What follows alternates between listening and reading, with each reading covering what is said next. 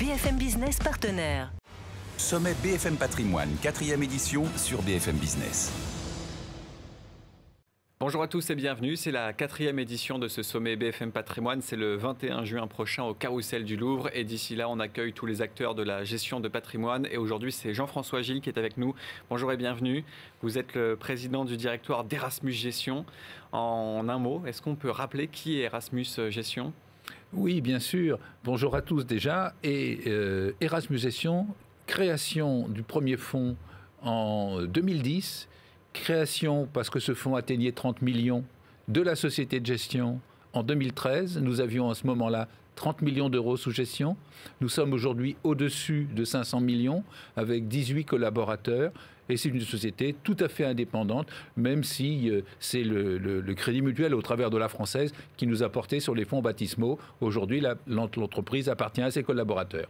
Votre cœur de métier, entre autres, bien sûr, c'est la bourse. Vous analysez ça, vous regardez ça de jour en jour, du stock picking, comme on dit. C'est regarder quelles sont les valeurs qui ont le plus d'attrait aujourd'hui. Premier trimestre très volatile avec, bien sûr, la situation que l'on connaît, la guerre en Ukraine, les problématiques d'inflation. Dans quel environnement aujourd'hui on est ? Comment on arrive à naviguer dans cet environnement ? Alors, c'est très difficile puisqu'il y a eu des coups successifs depuis le début de l'année. D'une part, le transfert d'une inflation qu'on appelait transitoire à une inflation qui semble malheureusement un peu plus structurelle et qui a exigé des banques centrales des réactions vigoureuses qui commencent à peine, mais qui vont nous accompagner au moins pendant la fin de cette année. Et puis, malheureusement, derrière, ce mauvais coup que constitue l'invasion de l'Ukraine par la Russie, qui perturbe à nouveau les marchés, qui renforce les craintes d'inflation et qui, au-delà de ça, perturbe toutes les chaînes logistiques et le travail des entreprises. Vous qui êtes au cœur du marché, qui êtes en relation avec les entreprises, avec les clients également, comment ça se passe aujourd'hui ? Est-ce qu'il y a de la méfiance ? Est-ce qu'on a des investisseurs qui saisissent des opportunités ? Comment aujourd'hui on peut traduire le comportement des investisseurs ? Mais je crois que c'est un mélange de tout ce que vous venez de dire. C'est-à-dire qu'on constate quand même qu'il y a chez des petits institutionnels ou chez des multigérants un allègement des positions actions. Et nous avons eu sur les parts institutionnelles des petites sorties, pas bien importantes. Mais par contre, au niveau des parts retail, des parts de nos fonds, ce que l'on voit, c'est des flux dans les deux sens, et pas des flux énormes. Donc je dirais que les décideurs, les investisseurs sont sages, et il y en a effectivement qui s'allègent, surtout quand même 2021, ça a été de belles années, donc il y a de belles plus-values dans les portefeuilles. Et puis il y en a d'autres qui se disent, allez, c'est peut-être le moment d'élargir ma position, de profiter de ce momentum très négatif pour entrer à des prix raisonnables. Et vous, dans vos fonds, vous gardez un petit peu de cash, vous êtes sur une approche prudente ou plutôt offensive là, au début de ce deuxième trimestre ? Non, nous sommes sur une approche prudente depuis maintenant 3 mois. On aurait pu le faire depuis 4 mois, ça aurait été encore mieux, mais on l'a décidé plutôt vers le mois de février.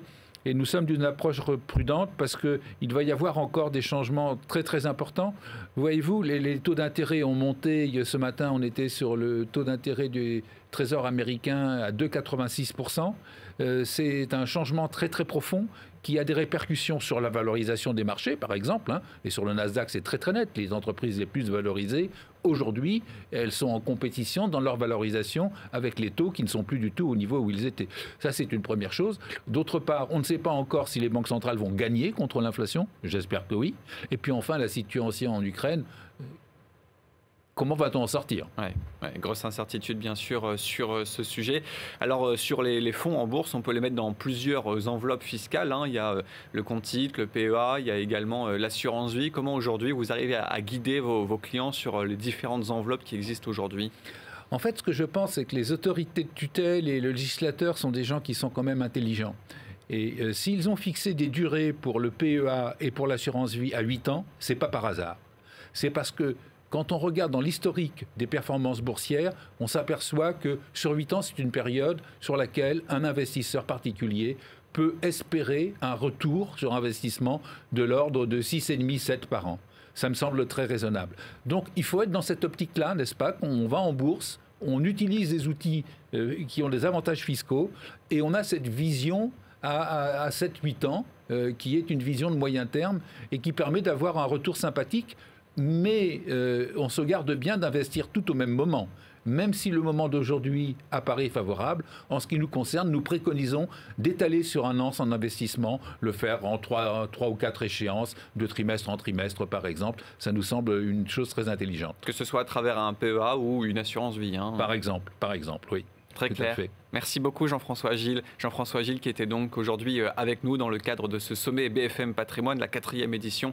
Ça va se tenir le 21 juin prochain au Carrousel du Louvre. Sommet BFM Patrimoine, 4e édition, mardi 21 juin sur BFM Business.